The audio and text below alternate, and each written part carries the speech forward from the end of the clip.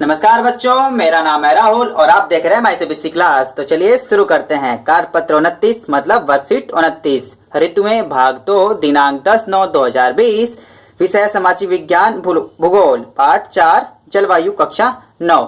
जैसे कि आपको पता है हम पढ़ते हैं तो स्टार्ट करते हैं हम किस प्रकार चल रहे हैं। तो जो हमने पिछली वर्कशीट की थी वो भी आपका किस पे था, ऋतु का आधार पे था। ठीक है, अगर देखें हम दोबारा दिखाऊं तो मैं ऋतुएं भाग 1, ऋतुएं भाग 2, ठीक है, पार्ट 4 जलवायु, पार्ट 4 जलवायु। ठीक है, तो आपके पता होगा पिछले वाले वीडियो में मैंने बता दिया था या भूगोल के 4 किस हिसाब से चल रहे हैं चैप्टर को लेके। सामाजिक विज्ञान आपका 4 हिस्सों में बटा हुआ है, तो ये आपका उसका किस में से है, भूगोल में से। ठीक, तो चलिए इसे पढ़ना शुरू करते हैं। अब शुरू करते हैं। जून के प्रारंभ में उत्तरी मैदान में उच्च तापमान के कारण निम्न दाब की स्थिति बन जाती है। ठीक है, वहीं दक्षिणी समुद्र में अपेक्षाकृत कम तापमान, उच्च तापमान, कम तापमान के कारण दाब क्षेत्र बन जाता है, उच्च दाब क्षेत्र।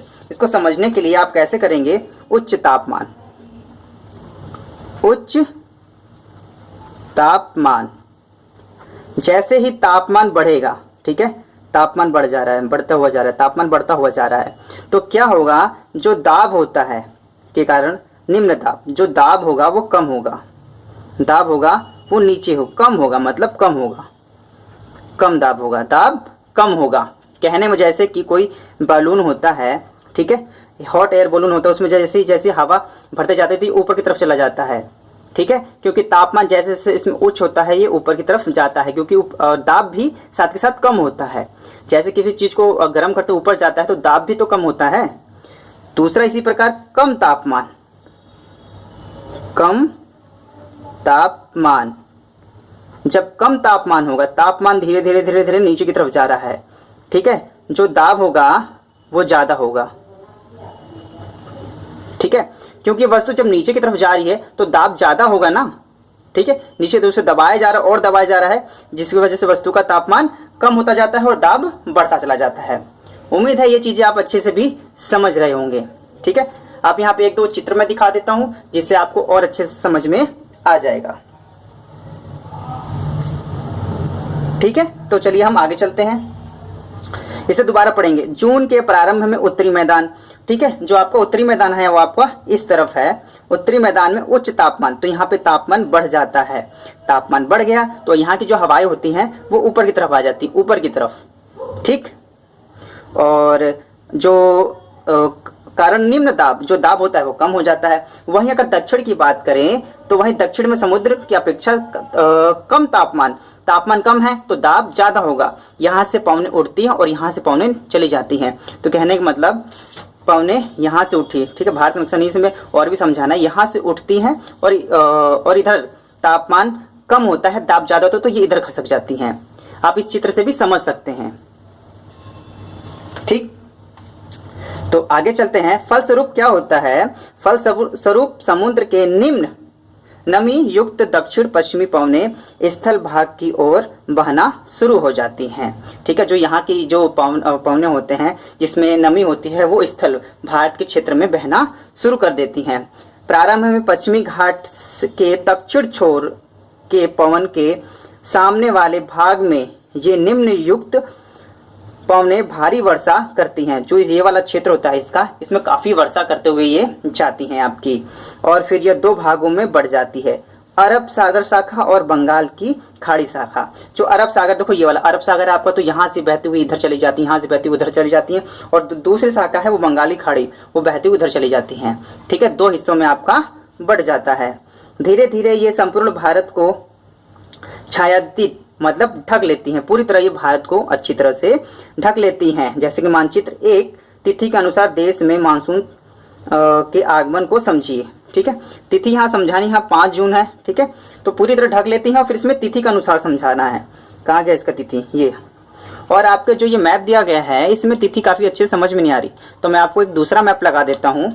ठीक है, नेट पे से देखा मैंने ये, इसे भी आप सर्च करके अच्छे से देखिएगा, क्योंकि मैं ज़्यादा देर तक नहीं लगा सकता, क्योंकि ये अगेंस्ट है, यूट्यूब के अगेंस्ट है। ठीक है, फिर भी मैं आप लोगों को दिखाने के लिए लगा दिया मैं। ठीक है, आप नेट पे सर्च करके दोबारा से इसे देख सकते हैं। तो सर्वाधिक वर्षा भारत के उत्तर पूर्वी हिस्से व द्वीप समूह में होती है। ठीक है, जो सर्वाधिक वर्षा होती है भारत में उत्तर पूर्वी, यह आपका उत्तर पूर्व है आपका। ठीक है, ये वाला हिस्सा उत्तर पूर्व में आता है। ठीक है, और उत्तर पूर्वी हिस्से व द्वीपीय समूह में, द्वीपीय समूह कौन सा है आप देखिए, लक्षद्वीप समूह और अंडमान निकोबार द्वीप समूह, यहाँ पे सबसे ज्यादा वर्षा होती है लक्षद्वीपीय समूह में, और ये आपका उत्तर पूर्वी हिस्से में ज्यादातर वर्षा होती है। मेघालय स्थित मासिन राम विश्व में सर्वाधिक वर्षा वाला क्षेत्र है। तो याद रखना, भारत में ही सबसे ज्यादा वर्षा होने वाला क्षेत्र पाया जाता है। देख ली, भारत में रेगिस्तान भी है, मरुस्थल भी है, और आपका सबसे ज्यादा वर्षा पाया जाने वाला क्षेत्र भी है मेघालय। और कौन से स्टेट में ये, मेघालय में। और किसे याद कैसे करेंगे, मेघ आलय, मेघों का आलय, जहां मेघ रहते हैं। ठीक है, मेघ मतलब बादल, जहां बादल रहते हैं। स्टेट है ये आपका मेघालय। ठीक है, आपका स्टेट, और इसके अंदर एक स्थान है मासिन राम। ठीक है, जैसे आपका यूपी में उत्तर प्रदेश पूरा देखें और वहां पे एक अगर बनारस देखें तो उसके इस प्रकार से है, इसी प्रकार से मेघालय आपका एक स्टेट है, 28 राज्यों में से एक 28 है, और इसके अंदर एक मासीराम नाम का स्थान है जो विश्व में सर्वाधिक वर्षा वाला क्षेत्र है। ये आपका क्वेश्चन में आया हुआ पेपर भी है। सबसे ज्यादातर अत्यधिक वर्षा कहाँ होती है, ये वर्ल्ड जीके के हिसाब से भी ये आपका इंपॉर्टेंट हो जाता है, आपके लिए तो वैसे भी जाना इंपॉर्टेंट है। तो आगे है इसका सर्वाधिक वर्षा वाला क्षेत्र। मानचित्र 2 में भारत में वर्षा के वार्षिक वितरण को समझिए। देखो मैप 2 भी आपके पास दिखाया गया है। ठीक है, यहाँ पे आपका काफी कलरफुल है। देखिए एकदम गाढ़ा नीला, उससे कम उससे कम उससे कम होता गया, मतलब ज्यादातर वर्षा कहाँ होती है, एक यहाँ पे, ये भी लक्षद्वीप में, अंडमान निकोबार द्वीप समूह में। ठीक है, ये कुछ जो किनारे वाले भाग है कौन से, दक्षिणी समुद्री भाग वाले हिस्से। ठीक है, और यहाँ पे मेघालय, ठीक है, असम, यहाँ पे को जो ज्यादा है, ज्यादातर वर्षा होती है। ठीक है, यहाँ से आप मैप से देख के आसानी से। और सबसे कम वाला कहाँ है, देखो राजस्थान है। ठीक है, गुजरात है। ठीक है, पंजाब में भी थोड़ा बहुत हिस्सा देखो आ ही जाता है, क्योंकि सबसे कम वाली वर्षा तो यह भी पंजाब यहाँ के आसपास है, तो ये भी इसके अंदर थोड़ा बहुत आ ही जाता है। ठीक है, राजस्थान तो आप आंख बंद करके लिख ही सकते हैं। अगला क्वेश्चन है क्या है आपके पास, वर्षा में विराम मानसून से संबंधित एक अन्य परिघटना है जिसमें वर्षा रहित अंतराल भी होता है, जो मानसूनी गर्त निम्न दाब की अक्ष से खिसकने के कारण होता है। यह अक्ष मैदानी इलाकों से हिमालय के पर्वतीय इलाकों तक स्थानांतरित होती है।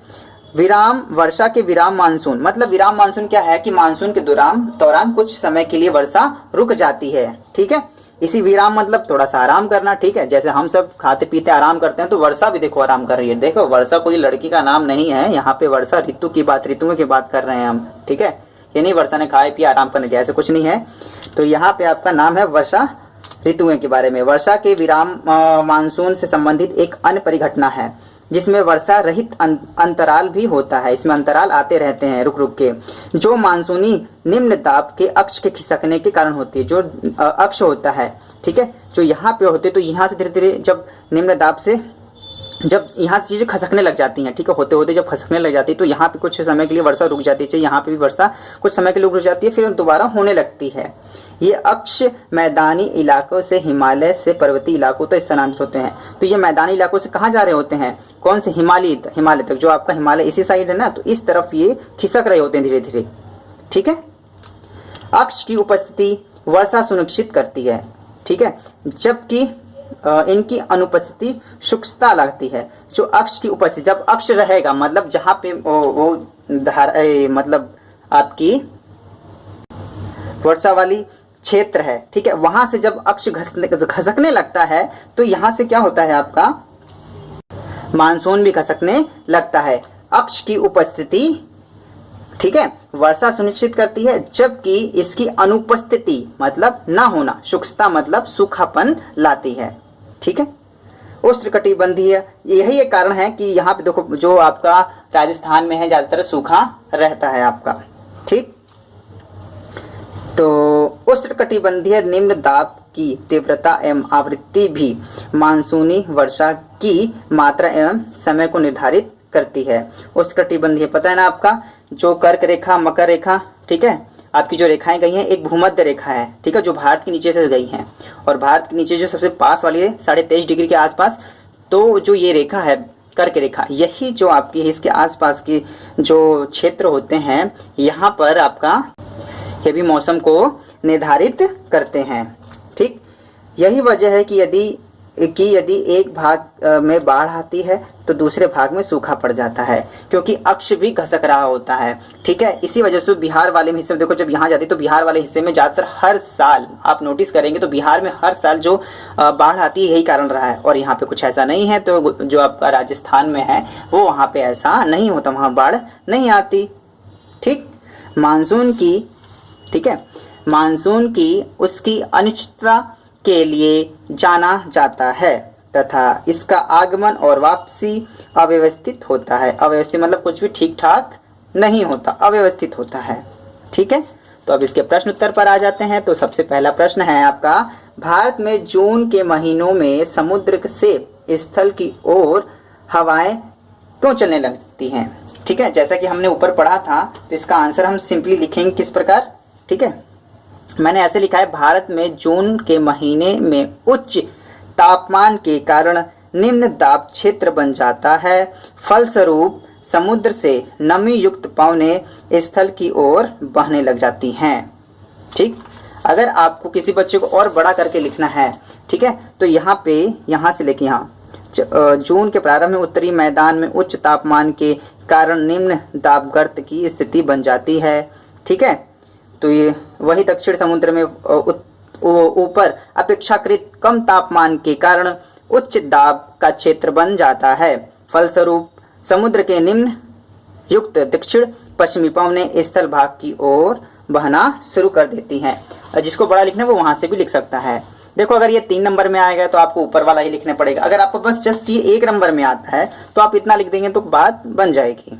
ठीक है, दूसरा है, मानसूनी वर्षा की मात्रा और समय किन बातों पर निर्भर करती है?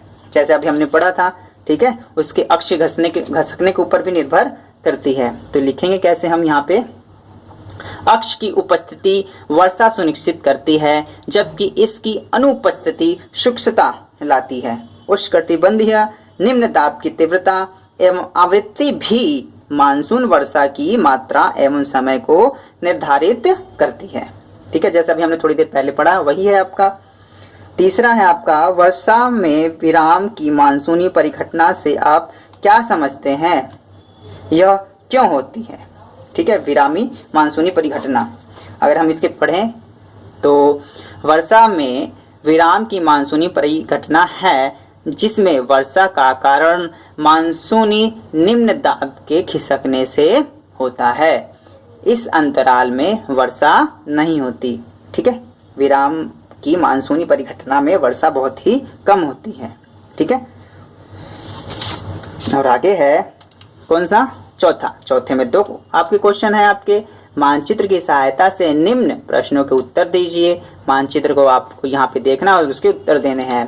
तो 2 सबसे अधिक और 2 सबसे कम वर्षा वाले राज्य के नाम लिखिए। सबसे अधिक वर्षा, देखो सबसे अधिक वर्षा आप देखिएंगे तो आपको ये देखो, अब ये द्वीप, लक्षद्वीप, ठीक है, अंडमान निकोबार द्वीप समूह, ठीक है, असम, ये सब भी आप लिख सकते हैं। तो इसमें मैंने क्या लिखा है आपका, 2 सबसे अधिक वर्षा वाले राज्य, एक मेघालय, ठीक है, असम, मेघालय आप यहाँ भी लिख सकते हैं, और लक्षद्वीप, जो मैंने लक्षद्वीप यहाँ लिखा है। ठीक है, कोई आपका अंडमान निकोबार द्वीप समूह लग सकता है, ये भी हो सकता है। अब 2 सबसे कम वर्षा वाले राज्य, सबसे कम देखो आपको, देखो सबसे 0 से 20, तो आपका सबसे जो व्हाइट टाइप का है वो आपका यहीं दिख रहा है। ठीक है, एक तो राजस्थान हो जाएगा। अब इधर आओगे तो गुजरात ले सकते हैं। ठीक है, इधर जाओ तो एक पंजाब भी आप ले सकते हैं। ठीक है, तो मुझे जो सही लगा मैंने वही ले लिया। तो सबसे कम वर्षा वाले राज्य राजस्थान और गुजरात। ठीक, और इसका दूसरा क्वेश्चन क्या है आपका, यहाँ पे दिया गया है। ठीक,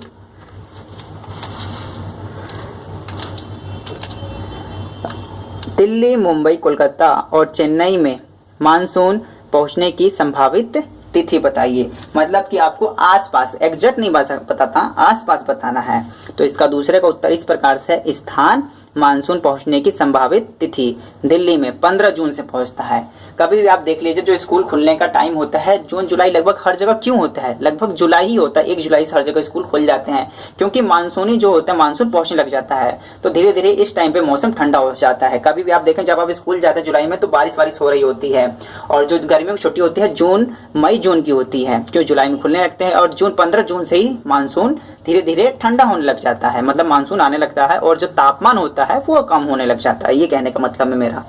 दूसरा है मुंबई 11 जून में पहुंचते हैं यहाँ पे, और कोलकाता 10 जून, चेन्नई 5 जून।